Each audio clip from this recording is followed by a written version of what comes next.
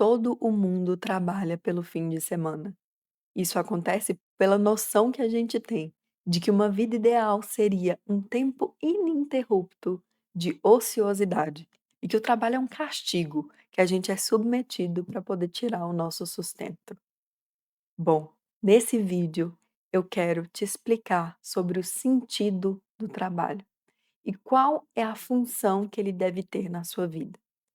Porque se você conseguir enxergar isso, necessariamente você será mais feliz, porque nós ficamos um tempo importante da nossa vida trabalhando. E se esse trabalho é enxergado por nós como um tormento, nós invariavelmente vamos deprimir, ou ter um burnout, ou ter uma saúde mental deplorável. Mas se nós enxergamos sentido, a felicidade vai estar mais próxima.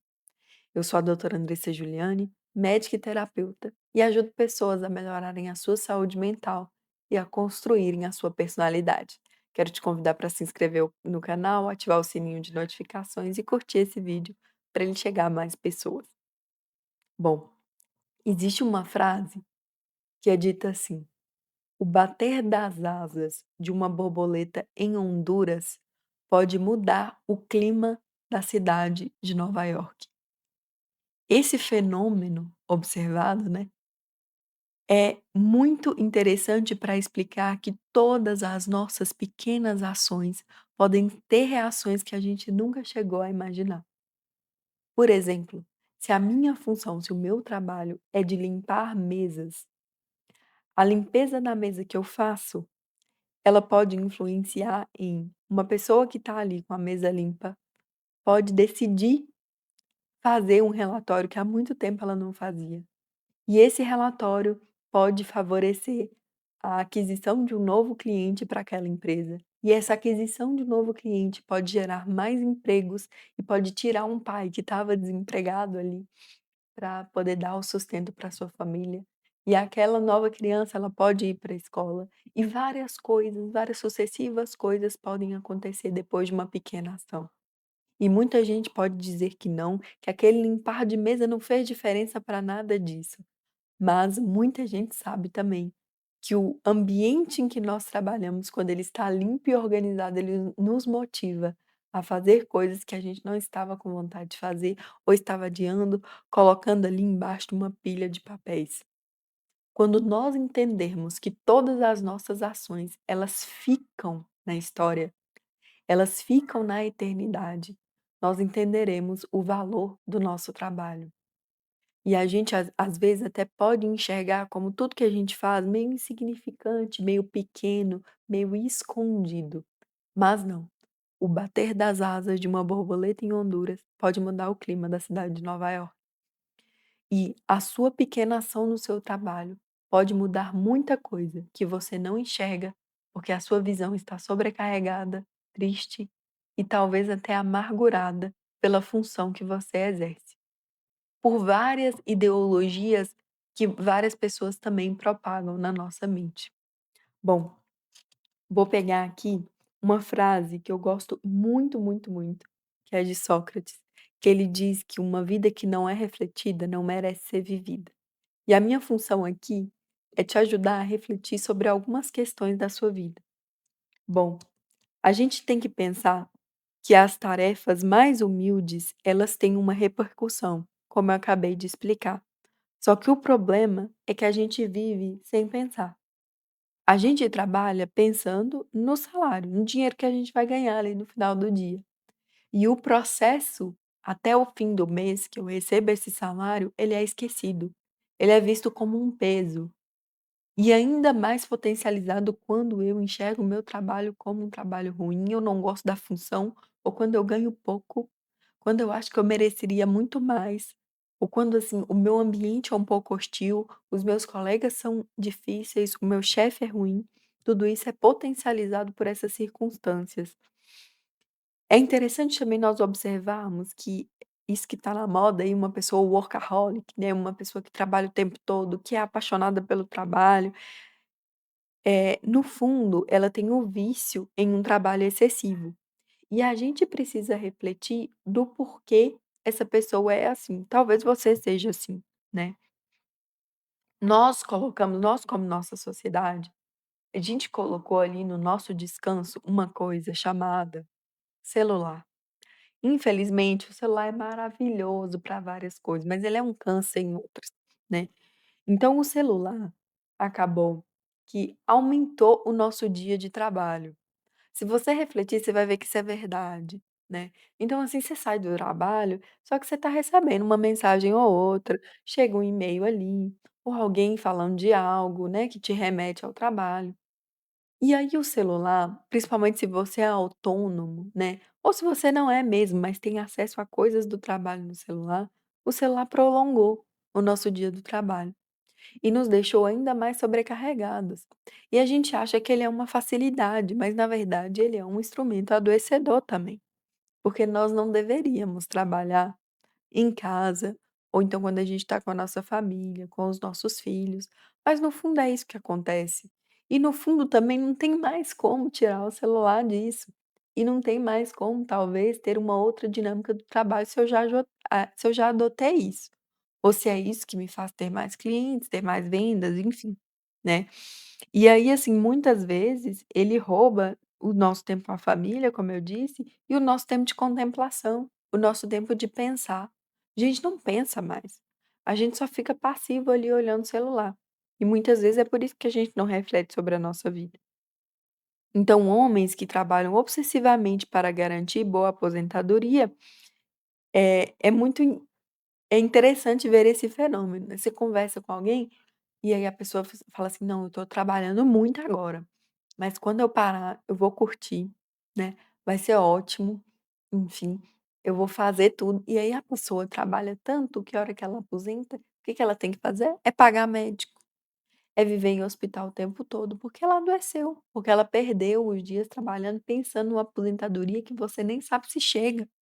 Eu não estou falando que a gente não tem que ser prevenido, que a gente não tem que preparar a nossa aposentadoria, mas tem gente que vive em função dela, em função de um tempo que eu vou ficar ocioso, ou em função das férias, né. Aí eu trabalho, trabalho, trabalho, trabalho, mas sempre assim: "Nossa, tô vivendo esse inferno aqui, mas aí eu vou tirar as férias e vai ser maravilhoso". Só que pessoas assim vivem extremamente angustiadas sempre, não só as que preparam a aposentadoria, mas as que vivem pelas férias também, né. A pessoa vive pelas férias, e aí ela fica angustiada para chegar às férias, só que quando chega às férias, existe uma frase que diz assim que nenhum ato é 100% prazeroso, porque ele carrega consigo a angústia de que aquilo ali vai acabar. Então a pessoa, ela não consegue aproveitar as férias, porque ela está o tempo todo pensando: "Meu Deus, isso aqui vai acabar e eu vou ter que voltar para aquela rotina exaustiva". É o mesmo fenômeno agora ainda diminuindo mais, que é esperar pelo fim de semana, né. A semana carrega a angústia de ter que chegar no fim de semana para poder viver, aproveitar a vida, e o fim de semana carrega a angústia que ele vai acabar. E a pessoa vive eternamente angustiada, e aí é lógico que ela vai desenvolver um transtorno ansioso, um transtorno depressivo, um burnout ou qualquer coisa parecida com isso, porque os dias são carregados de uma angústia intensa, né. Então, assim, é muito, muito, muito difícil que nós consigamos ser felizes assim. Enxergando os nossos dias de trabalho como um suplício e o nosso fim de semana como a época que a gente realmente está vivendo, ou as nossas férias, ou pior ainda, a nossa aposentadoria. Para isso, né, a gente precisa aprender a descansar. E o que que é o descanso? Descansar não é não fazer nada, é mudar de atividade. Você já teve aquela sensação de você passar o final de semana todo, sei lá, assistindo série, ou fazendo vários nada, só no celular? E tudo. Aí no domingo à noite, vem aquela sensação de: "Meu Deus, eu não fiz nada nesse fim de semana e eu estou me sentindo extremamente cansada". Justamente porque não fazer nada não descansa. E isso pode ser paradoxal, assim, quando a gente fala, mas é verdade. Porque o descanso que descansa, de fato, né, parece redundante, é o descansativo. É quando eu faço algo, é quando eu quero, quando eu opto, né, por fazer por algo. É quando eu vou lá e visito um amigo, né. É quando eu vou lá e combino de sair para tomar sorvete com a minha amiga, com o meu familiar, com alguém. É quando eu vou lá, pego um livro e leio, né. É quando eu vou lá e faço realmente alguma coisa que eu planejei, que eu gosto, quando eu saio, sei lá, fazer uma trilha, ou correr, fazer algo que eu realmente planejei, realmente gosto. O descanso que realmente revigora as energias é o descanso ativo, né. Então, assim, vai me acumular forças para viver de fato a semana de trabalho. Né. E não, assim: "Nossa, vou me distrair totalmente com várias coisas", ou sei lá, vou encher a cara para poder não nem ver esse fim de semana passando aqui, e aí depois para eu viver aquele inferno lá que eu trabalho de segunda a sexta, ou segunda a sábado, não sei, ou 12 por 36, o pessoal aí que vive de plantão, né. Nós precisamos fazer o quê? Um domingo a cada dia. Né, colocar um domingo em cada dia nosso. Eu tirei essa frase desse livro aqui, ó, Trabalho Ordinário, Graça Extraordinária, do Scott Hahn. Muito bom esse livro. Ele é um livro mais espiritual, mas ele tem muitos ensinamentos interessantes sobre o trabalho em si, né. Então, o que que é um pequeno domingo em cada dia, né? O meu dia, ele precisa ter uma pausa contemplativa, ele precisa ter um descanso. E eu sei que você vai falar assim: "Meu Deus, mas eu não tenho tempo para nada, quanto mais para essas pausas". Então a gente precisa refletir sobre o nosso dia, né. Como que estão sendo as nossas pausas? Meu descanso está sendo é no celular, né. Meu descanso está sendo um negócio completamente passivo e nada, e scroll, né, rolando feed ali. Como que está sendo as minhas pausas? Elas estão dando fruto, né.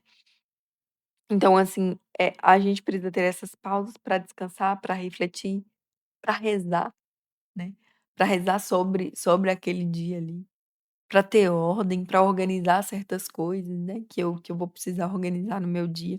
Então nós precisamos ali ter um pequeno domingo a cada dia, ou talvez o meu domingo seja parar e tomar um café, né, rapidinho ali com um colega de trabalho que eu gosto, que eu converso bem, que, sei lá, uma amiga que trabalha comigo no mesmo setor, ou então, é o meu café com o meu marido, né, o meu jantar junto ali, é brincar com meu filho. Talvez meu pequeno domingo do dia seja no meu dia seja isso, sejam essas pequenas atitudes, assim, de descanso ativo ou de reflexão, ou seja, o meu tempo de oração.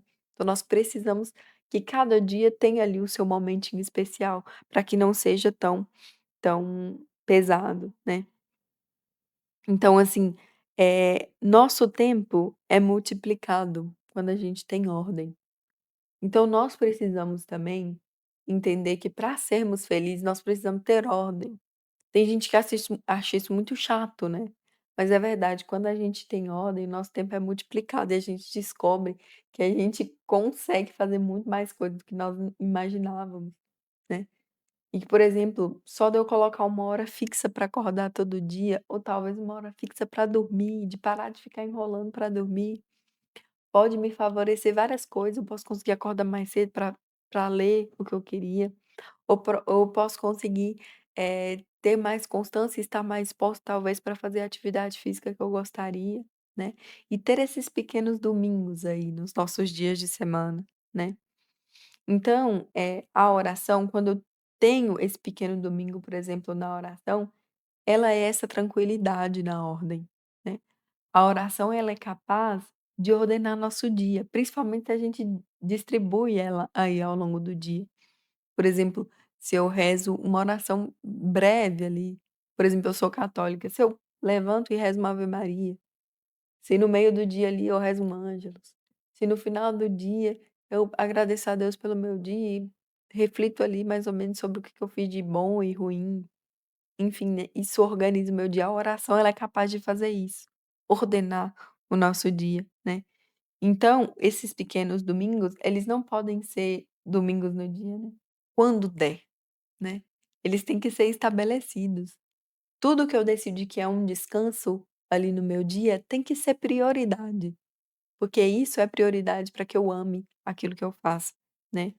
Então uma forma fixa de fazer as coisas torna mais fácil a espontaneidade, porque muita gente fala isso, né: "Ah, eu não vou ficar colocando as coisas, assim, tão fixas, porque eu vou ficar artificial, né, não vai ser espontâneo, pelo contrário, né. Quando a gente tem as tarefas fixas, é mais fácil que a gente seja mais espontânea, a gente tem espaço para isso, né. Uma outra reflexão aqui é sobre a questão da ambição. Muitas pessoas, eu já vi isso, principalmente na rede social, dizem que são muito abençoados, né, quando eles têm muita coisa, né.